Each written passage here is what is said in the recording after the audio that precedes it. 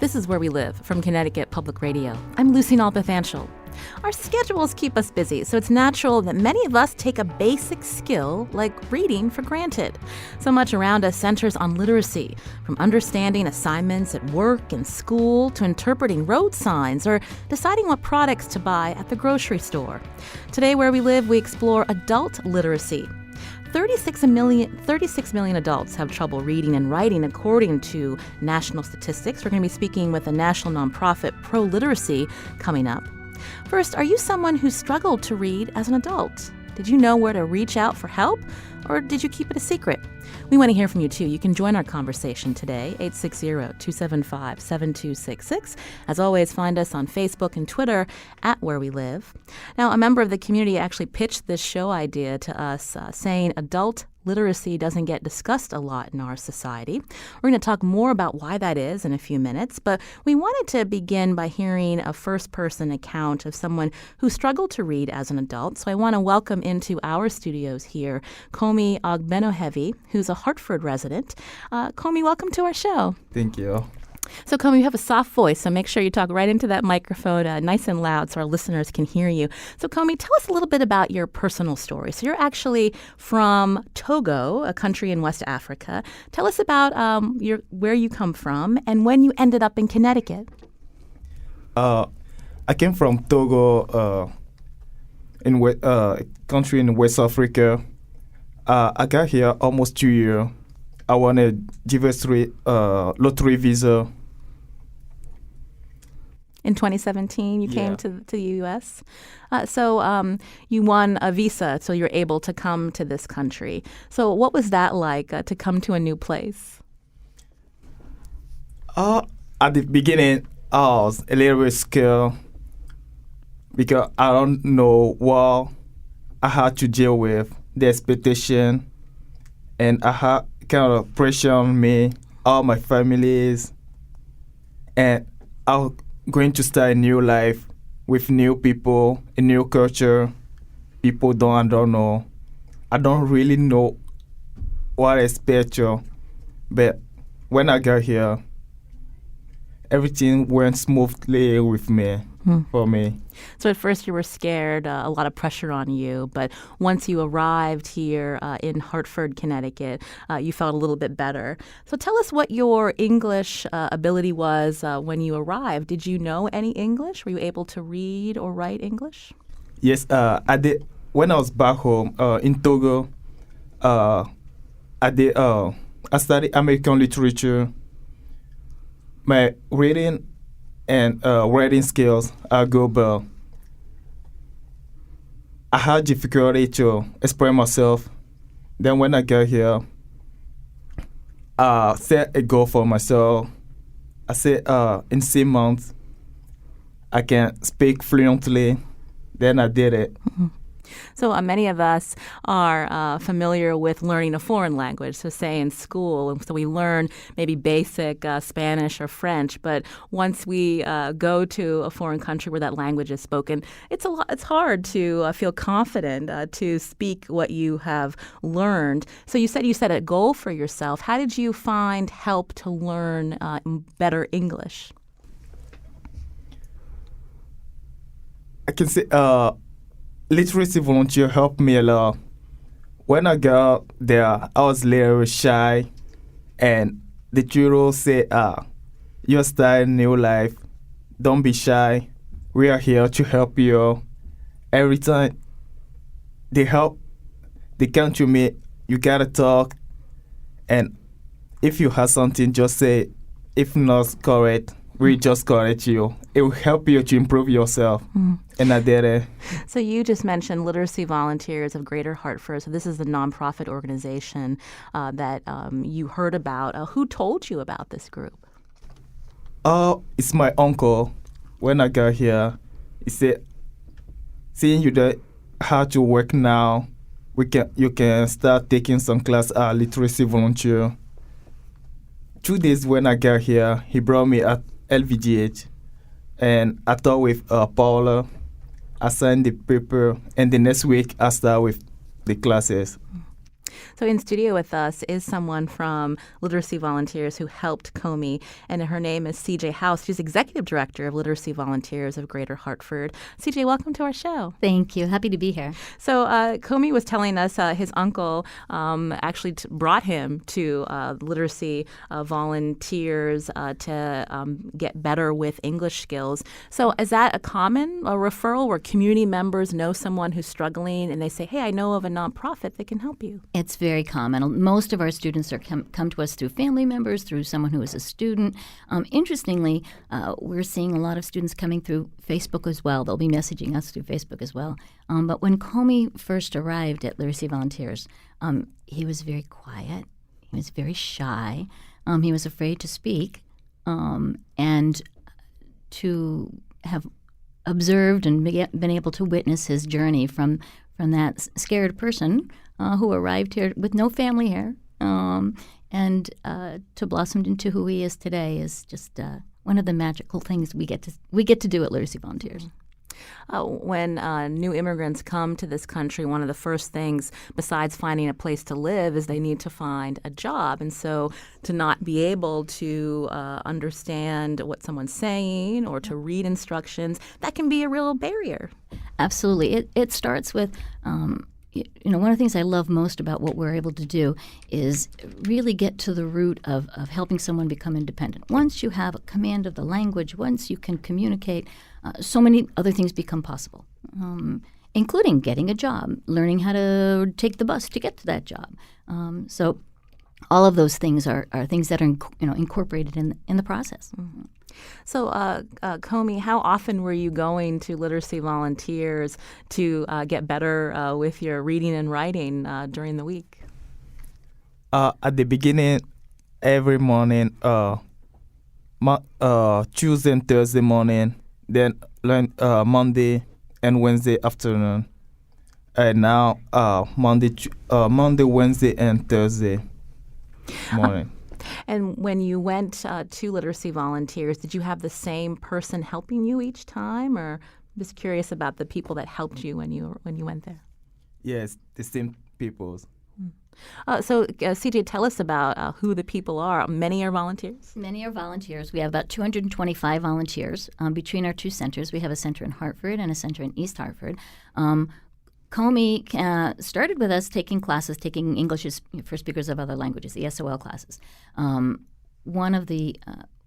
We start with wherever the student is and whatever the student's strengths are and whatever the student needs. So Comey needed to learn English, to speak English. His reading and writing skills were actually quite good and are still quite good, even better. But also, so Comey also worked with our Career Pathways facilitator, who is a person who helps our students, once they have enough of a grasp of the language, to make that bridge between what's your next step. Your next step may be getting a job.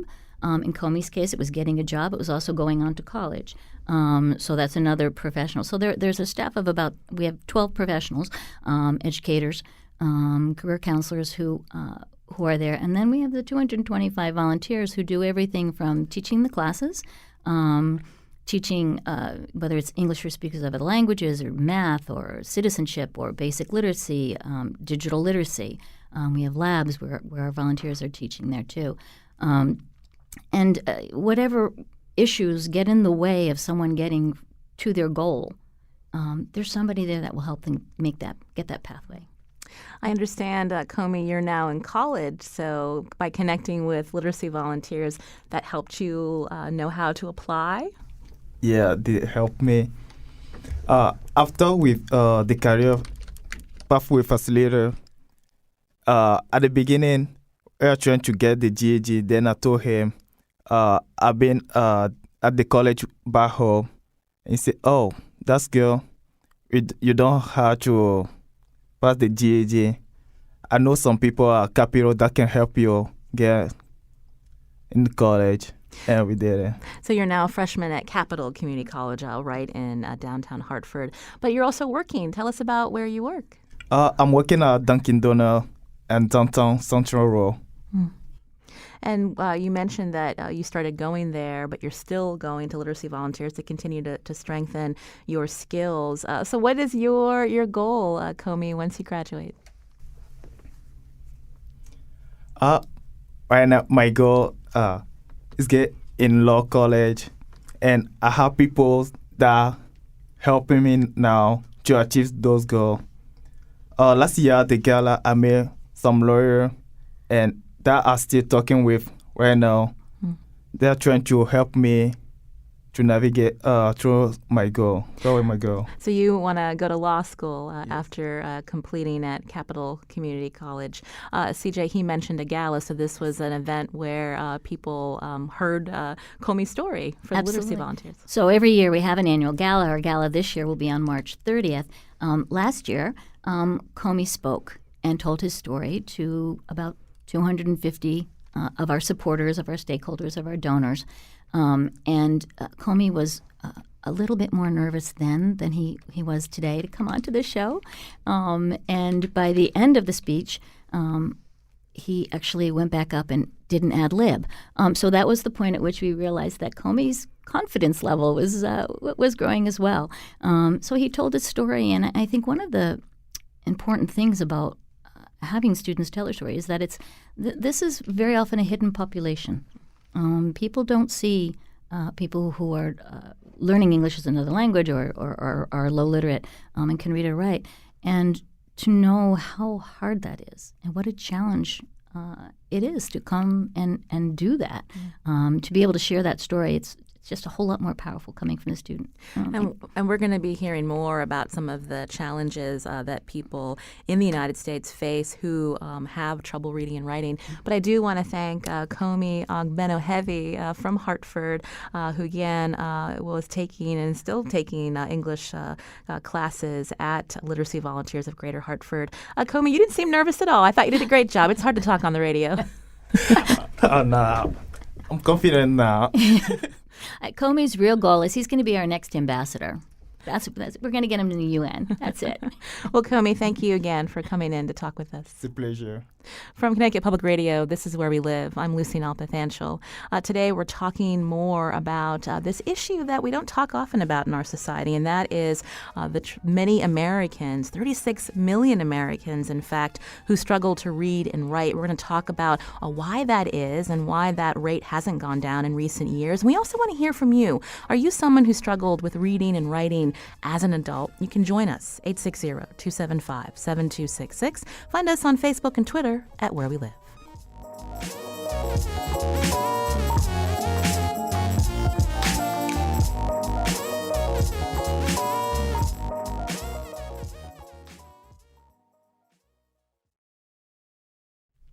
This is Where We Live from Connecticut Public Radio. I'm Lucy Nalpathanchel. Today we're focusing on literacy. Did you know across the U.S., 36 million Americans have difficulty reading? Does that number surprise you? Are you one of them? Join our conversation, 860-275-7266. You can also find us on Facebook and Twitter at Where We Live. We just heard from a student at Literacy Volunteers of Greater Hartford, someone who came to this country from Togo, who needed help strengthening his English skills. CJ House is in studio with me. She's executive director of this Connecticut-based nonprofit, Literacy Volunteers of Greater Hartford. So it sounds like many of your students are new immigrants, but doesn't mean that all of them are? No, many of our students are new immigrants, about two-thirds of our students. And the other third are students who can speak English but can't read or write it. And that population may be individuals who come from an English-speaking country where they did not have access to education. But I think the sad part is that it is also a significant portion of that population are people who are graduates of the K-12 system here in the States who are graduating high school and unable to read and write. We talked about this national statistic, but maybe let's just drill down more into what you were just saying, CJ, about locally. I mean, how many people, how many adults in Hartford struggle with reading? So our city is in a crisis. The newest statistics that we have indicate that there are about 70% of Hartford adults are reading below a sixth grade level. And about a little over 40% are reading below a third grade level. So the impact that has on a community, we can talk about the impact on an individual, but the impact on a community is with low literacy comes poverty. With low literacy comes increased hospitalization. And the saddest piece is that the best predictor of a child's literacy level is that child's parents' literacy level. So it is a generational crisis that we just absolutely have no choice but to address. That's kind of the bad news, the scary news. The good news is when we tackle this problem and when we tackle this challenge, it has a wonderful domino effect. It's a keystone skill. You learn to read, you learn to write, you learn to communicate. You can get a job. You can your health and access health care. It impacts a whole lot of other social issues that we deal with. Maybe walk us through more of that. At the start of the show, I talked about it. It's hard. It's easy for us to take for granted that reading is a basic skill, right? Because words are around us each and every day. We have to communicate with people. So walk us through a daily, someone's day where they're coming across different scenarios, and if they are low literate, that can be a problem. So I like to think about it if you're traveling. Which is a fun thing to do as opposed to trying to get through your life. But you're traveling and you're all of a sudden dumped in a country that you don't know the language. What's the first thing you do? You look for someone who speaks English because it's really hard to figure out the train schedule, figure out how to get to your hotel. For someone who is low literate in this country, for the most part, many of our students have developed strategies to manage. And you probably know someone who's low literate.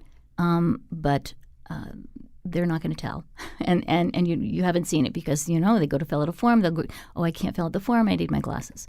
But the kinds of practical things that someone will face, you get a prescription for your child. Can you read it? Do you know if it's oral or oral? Does it go in the child's mouth? Does it go in the child's ear? Can you read a bus schedule? Can you get from here to there to get to your work? We lived in a society where there were a lot of jobs where you didn't need to read or write. Those jobs are fading, and those jobs are going away. So, the level of skill is even more needed. Digital literacy is a whole nother realm that we could talk about. Also, is how do you manage everything that you have to do online? I thought something that you said that was pretty powerful is that many children that are struggling to read, their parents are also low literate.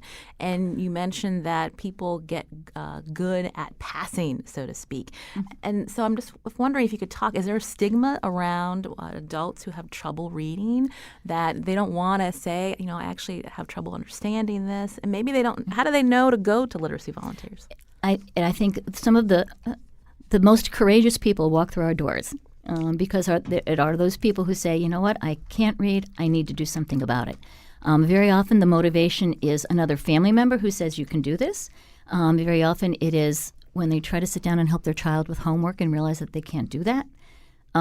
Sometimes it's an employer who, good, bad, or indifferent, is pushing for a higher skill level. But it just, in the end, it's that individual that has to say, hey, this is something I need to tackle. This is something I need to do. And it's not easy.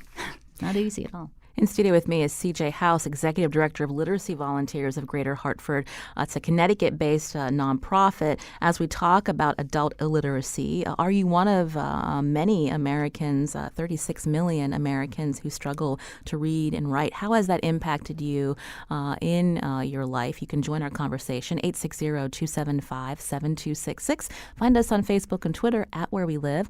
Chris is calling from North Branford. Chris, go ahead.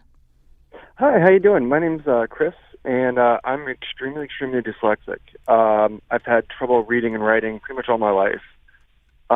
Growing up, I went to two schools that specialize in LD, learning disabilities. One was in Southport, Connecticut. The other one was a high school in Hardwick, Mass, called Eagle Hill School. And right now, I decided to go back to school, and I am in paramedic school, which is no easy task. And I just wanted to kind of talk about some of the things that I use to help me to kind of get through some of the heavy reading I have to do. Sure, go ahead. So all of our books come with, they're narrated, and I found that is an amazing tool. When you have to read, a few hundred pages a night or something like that, It allows me to get through a lot of material. And for the books that I don't have on tape, if there's a medical word I'm unfamiliar with, dictionary.com has a lot of pronunciation tools where you could type the word in and it will actually spit it out to you so you can hear it. And when I have to do run forms, which are like a patient care report, you have to write up everything that you've done to a patient. Text-to-talk, again, is an amazing tool, and sometimes it doesn't pick it up quite well. So one of the things that you can do is that you can actually have it read it back to you. And these are just some of the tools that I've used to kind of make myself successful. Well, thank you, Chris, for talking about that with us here on Where We Live. Coming up, we're going to talk more about the role that technology can play in helping adults who are low literate. But Chris mentioned, CJ, that he is extremely dyslexic. And so when your volunteers encounter adults who have learning disabilities, maybe mental health issues, how do you navigate that? So our program is center-based. All of our classes happen in one of our 2 literacy centers. There is a lot of good reasons for that, one of which is if a volunteer comes across a situation, whether it's a learning disability situation or mental health situation, there are professionals right there on staff to intervene who know how to help. I do want to thank Chris, who called in, because one of the great things that happens when you're in a class and have a community, you have people like Chris in your class with you who have been struggling with the same kinds of issues, who come up with great strategies for dealing with it. So there is that sharing of peer-to-peer. So that also happens in class, things like what Chris just said. You mentioned you have 2 centers, one in Hartford and one in East Hartford. When I think of individual communities, and there are many in Connecticut, oftentimes community centers, senior centers, libraries are places people feel comfortable to seek out help. So how do you get into those places? So we have a network out there of all kinds of providers, libraries, schools, who refer people over to us. There is a model of literacy, an old literacy volunteer model where most people think about one-on-one teaching in one tutor and one student in a library working on a book. We don't do that because adults learn better in groups. Because in a center, and our centers are. Both of them are on multiple bus lines, so they're very accessible. But in a center, you can provide a real sense of community, which we know helps adults keep coming to class. That's one of the big challenges. When you're an adult and you're going to school, you have a whole lot of other things going in your life. I always like to say, how many of us start on Monday and say, I'm going to go to the gym 3 times this week? And how many of us get to the gym 3 times a week? Well, these are people who are committing to come to class 3, 4, 5 times a week. Along with work, along with managing their families. So having a community of people, students and tutors, volunteers, who are right there, who are looking forward to seeing you, who want you to be there in class, who are going to give you grief if you don't show up, that is an incentive to get people to come. So there really isn't the necessity, and it actually isn't a great model, service delivery model, to have people all over the place. We also are able to support our tutors. Again, as I say, we've got educators on staff, and there's an accountability measure where we know what's going on in the classrooms, what's working, what's not working, how we can intervene to make it a better experience for the student. You're listening to Where We Live. I'm Lucine Alpathanchel. My guest in studio is CJ House, Executive Director of Literacy Volunteers of Greater Hartford, as we talk about the problem of adult illiteracy. If you're one of them, if there's someone in your family, maybe a parent that struggled to read, we'd like to hear from you, 860-275-7266. We keep mentioning this, how this is a problem nationwide, so I wanted to bring into the conversation Kevin Morgan, President and CEO of Pro Literacy. This is actually an international nonprofit based in Syracuse, New York. Kevin, welcome to our show. Hi, good morning. Thanks for having me. We've been talking to CJ from Literacy Volunteers of Greater Hartford. This is a part or member of Pro Literacy. So let's talk a little bit about why adult illiteracy is not often discussed in our society, Kevin. I think a lot of times when we talk about education, we want to focus on childhood education. And the irony is that adult literacy impacts childhood education. So you had mentioned why hasn't this number decreased earlier in your program? And one of the reasons is that children whose parents have low literacy levels, they have a 72% chance of being at the low reading level themselves. And so it perpetuates itself as they go through the school system. Eventually, a lot of these children become adults with low literacy levels. So it doesn't get a lot of attention. And, one of the things that Pro-Literacy does, aside from research and developing educational content and professional development for our members, is advocacy. So we're thrilled that you're talking about this today because we need to shine a light on this. It doesn't get a lot of attention, but yet it has the ability to really have economic impact in a lot of different areas for the country. So when we talk about adult illiteracy, often in Connecticut we talk about education disparities and the fact that children in cities are not meeting educational standards compared to the wealthy suburbs. When we were talking about doing this show, Kevin, the question always comes up, right? Like, if somebody can't read, how are they able to then in the school system be promoted to the next grade and the next grade? I mean, how do we get to that fundamental root? Because eventually they will be adults who are low literate. Yeah, it's interesting because we've interviewed a lot of adult learners over the years, and the one thing that you hear over and over again is, first of all, they're smart individuals, and they recognized early on. A lot of times we hear by the time they were in third grade, they realized they were behind and they were never going to catch up. And so they melted into the back of the classroom, hoping no one would ever call on them, and they get passed along. And then before you know it, they're adults. And so I think it can be addressed in the school system, but it really has to be addressed. There has to be a parallel path that addresses the adult literacy issue. Otherwise, you'll just keep, facing this situation where we're looking at trying to improve K through 12 test scores, but in reality, we have to also look at increasing adult literacy rates as well. Kevin, you mentioned the economic impact beyond the individual who is struggling. How the fact that 36 million Americans are low literate, how is that impacting us based on the economic opportunities that are available?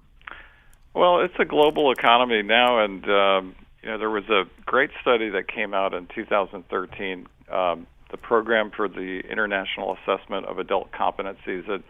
It measured 24 developing countries' reading, numeracy, and the ability to interact with technology on a daily basis. It's a great study. It should have set off alarm bells in Washington when it came out. In 2013, ironically, the reason it didn't was the government was shut down in 2013 when the study came out. But the United States really was way down among 24 developing countries. So when you're looking at the workforce, the quality of the workforce, economic development, if you increase adult literacy rates, it has a positive impact not only on economic development, but poverty, crime, and a host of other social issues that you read in the headlines every day.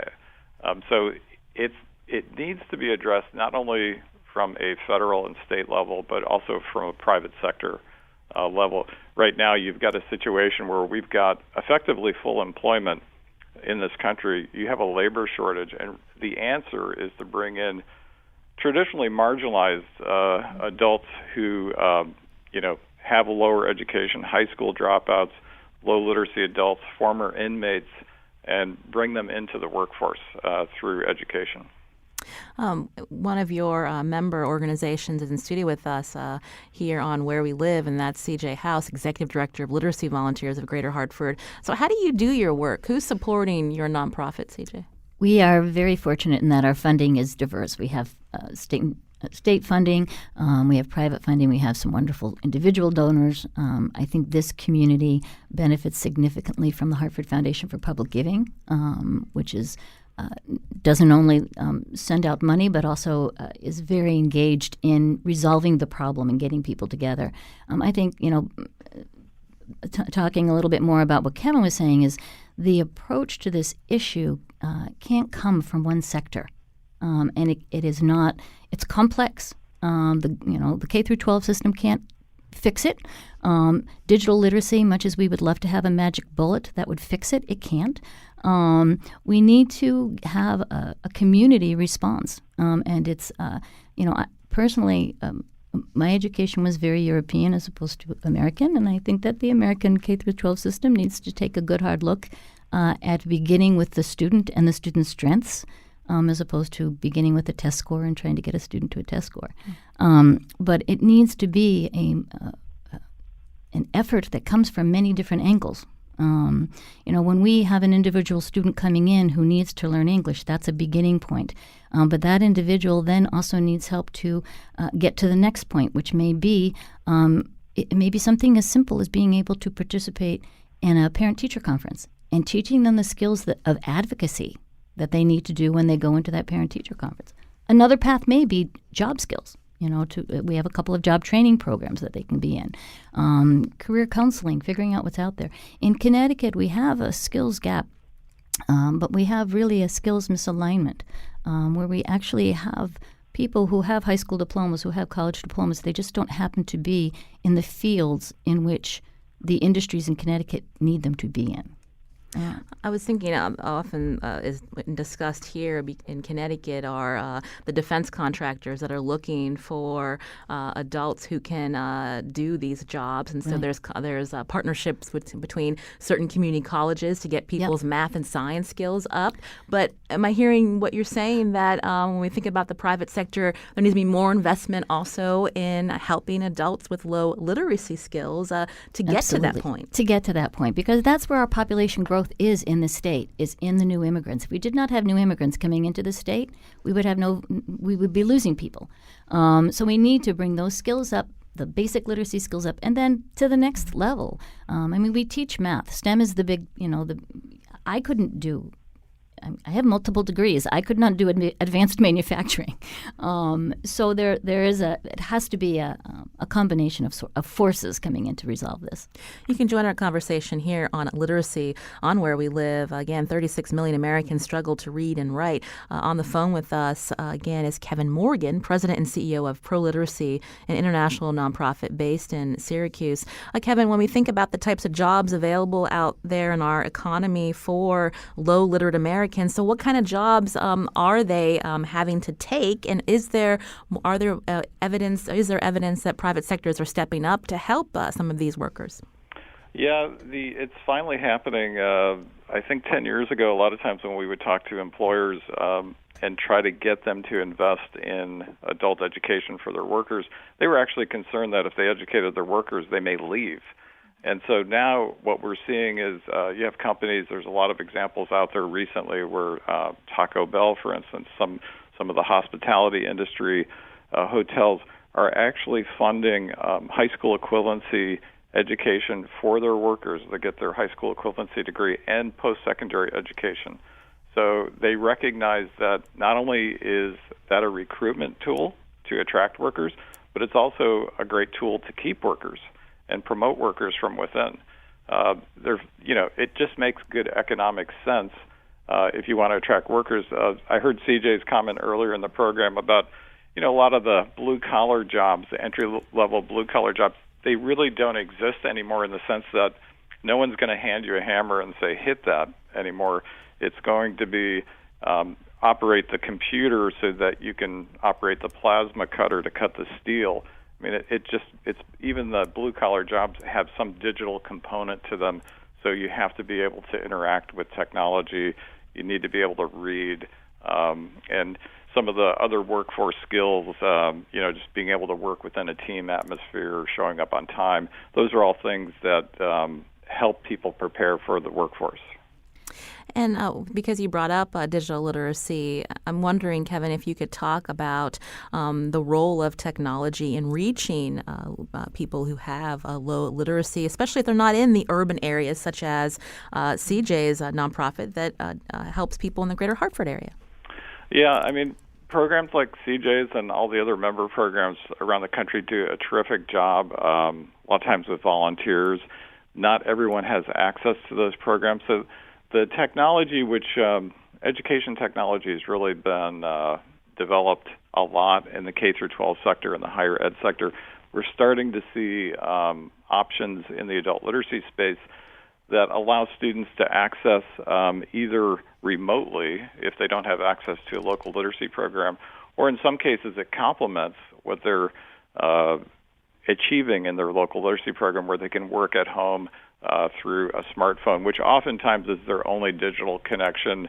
If you live in poverty or you're a low-income household, the phone is the connection. You don't have broadband at home, for instance, or oftentimes a laptop. So, as CJ said, we don't look at technology as a silver bullet for the adult literacy issue, but we think it can be, through a blended learning strategy, really effective in helping students advance their literacy skills. CJ?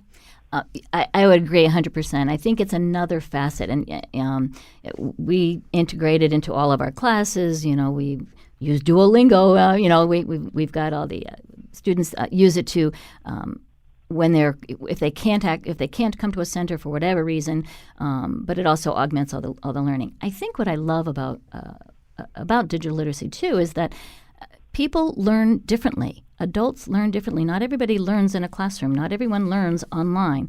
And so it is another pathway of education for people to access, another tool for them to use. So I think it is absolutely critical to incorporate technology. I also wanted to follow up a little bit, too, about some of our local employer partners. Here at Literacy Volunteers, we have about 20 employers that we work with who are willing to interview and employ our students, and we work with them to make sure that those students are well prepared for the positions that those companies are looking for. For example, we have a food service training program that we do in collaboration with Sodexo, and we have a Sodexo chef who teaches our students in a kitchen how to do what they need to do when they get hired by Sodexo. And those 20 employers that we work with all have a pathway for promotion, because I think one of the things we need to understand is when you're talking about someone who has low literacy, they're not going to enter a 14-week program and come out as competent in advanced manufacturing, and they can, do that laser thing that you talked about, Kevin, necessarily. Some can, some can't. So it is a process, and it is sometimes getting the foot in the door and moving through. So I want to say locally, we have some fabulous employer partners. Kirk is calling from East Hartford. Kirk, what's your question or comment? Well, this question's for CJ. I'm a small business owner in East Hartford, and I'm wondering what, as an individual or even as a small business owner, can I do to help support the program? Because I think it affects, not only us in East Hartford, but clearly Hartford as well. I would love for you to place a phone call, and you and I can talk, because there is a lot of things that a small business person can do. Including, we may have, if you're looking for employees, we may be able to help you with that. We may be helpful to just get the word out to your employees that we are a service that is available in East Hartford. You probably have some employees who are low literate that we could help. So let's talk, please. So we'll pass along Kirk's phone number to our in-studio guest, CJ House, Executive Director of Literacy Volunteers of Greater Hartford. CJ, thanks for coming in today. Thank you. Also on the phone with us was Kevin Morgan, President and CEO of Pro Literacy, an international nonprofit based in Syracuse, New York. Kevin, thank you. Oh, my pleasure. Thank you. This is Where We Live. I'm Lucy Nalpathanchel. Coming up, we're going to continue our conversation about literacy, learn more about advances in technology to help people who are low literate. But before we do that, we want to let you know, if you live in the Quiet Corner, Where We Live's coming to a coffee shop near you. Where We Live's hosting a coffee break at local cafes around the state to hear from you. What issue or story in your community is not getting the attention it needs? You can join me and Where We Live producers Lydia Brown and Carmen Baskoff next Tuesday, January 22nd at the Vanilla Bean Cafe in Pomfret, Connecticut. You can learn more at Where We Live's Facebook page. And you can also join our conversation now, 860-275-7266. Find us on Facebook and Twitter at Where We Live.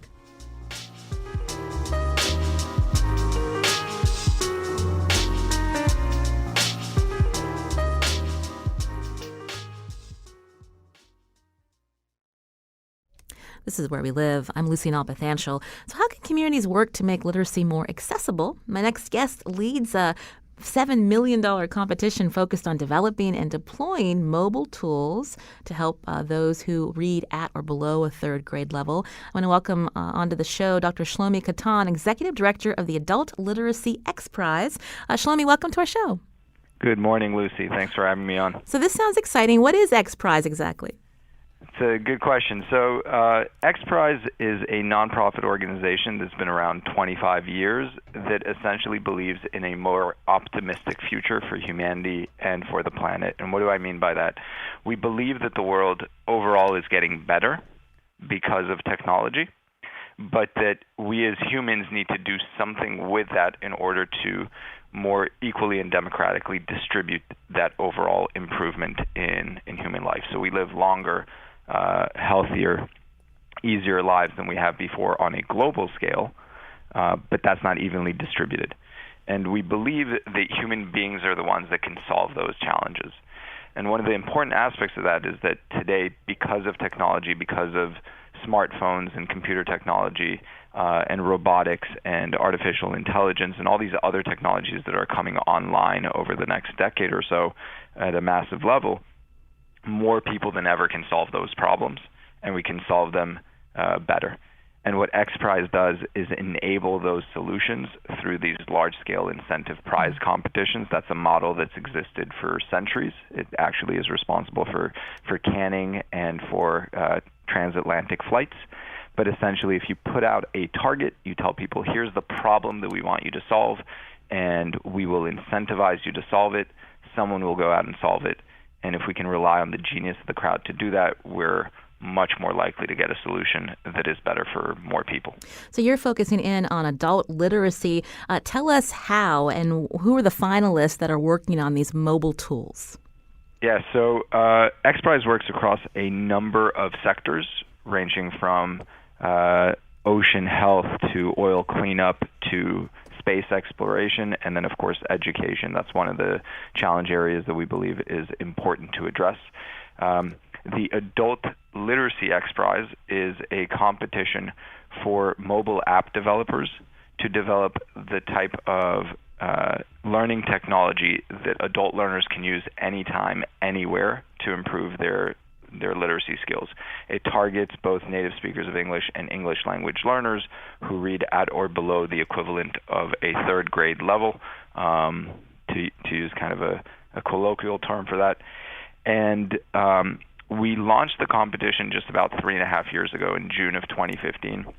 At that point, and this ties into something that Kevin Morgan said earlier on the show, there weren't a lot of technology solutions available. In fact, if you look at mobile apps, there were only 2 companies in the world that were developing mobile software for adults at this level of skill. And we put up a prize, $7 million in total. We had 705 teams pre-register, 109 teams actually register to compete. And today we're down to 5 finalists, and on February 7th we'll actually announce the winners. And those 5 finalists include a startup from California, a company that's been in K-12 education for over 20 years in San Diego, California.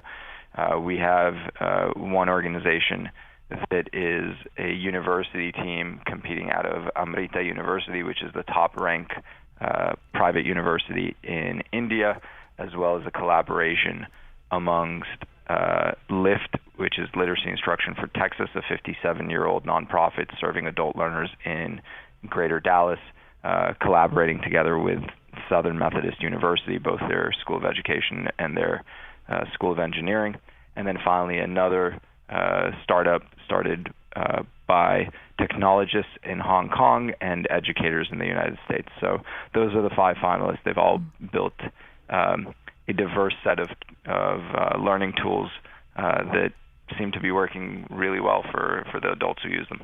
On the phone with me is Dr. Shlomi Katan, Executive Director of the Adult Literacy X Prize. We're hearing a little bit about the finalists for this $7 million competition to create mobile tools to help those who are low literate or are reading at or below a third grade level. So how do you, expect this, once you choose the finalists, how do you expect to then have access to those who really need it, those who live in in high poverty areas. And I'm just curious about how long that can take. Yeah, so I think there's two levels to that question. One question is the access that adult learners have to the devices and to the online capabilities that will make it possible for them to access these tools. And then the second is, how do you actually get market penetration? On the first one, when we launched the competition, about 2/3 of low literacy adults in the United States had regular access to a mobile device, whether it were a smartphone or a tablet. Today, that number is creeping up to close to 80 to 85%, pretty much in line with smartphone penetration for the general population, which makes sense when you think about it. When about 15% of the adult population in the United States is low literate, then you wouldn't be able to get the close to 90% penetration of smartphones that we have in the general population without making significant inroads into low income and also low literacy communities. Now, what these smartphone users usually don't have is robust data plans. So they'll use prepaid phones, and they'll also use publicly available free Wi-Fi, be it at the library or at a coffee shop, or increasingly more and more cities and municipalities are providing free Wi-Fi access throughout the city. So as that happens, that gives more people opportunities to access these tools. And as Kevin Morgan mentioned earlier, often the cell phone is the single and only way that low literacy individuals are accessing the internet. And so we know that they have the devices to do so. Often there's some usage gaps, maybe not the same level of fluency in terms of using something like the App Store or Google Play, but nonetheless have access to the tools and know how to use them and precisely to address the needs that those individuals have, just like all of us do. So that's the first piece. The second piece, though, is a question of go-to-market strategies and penetration.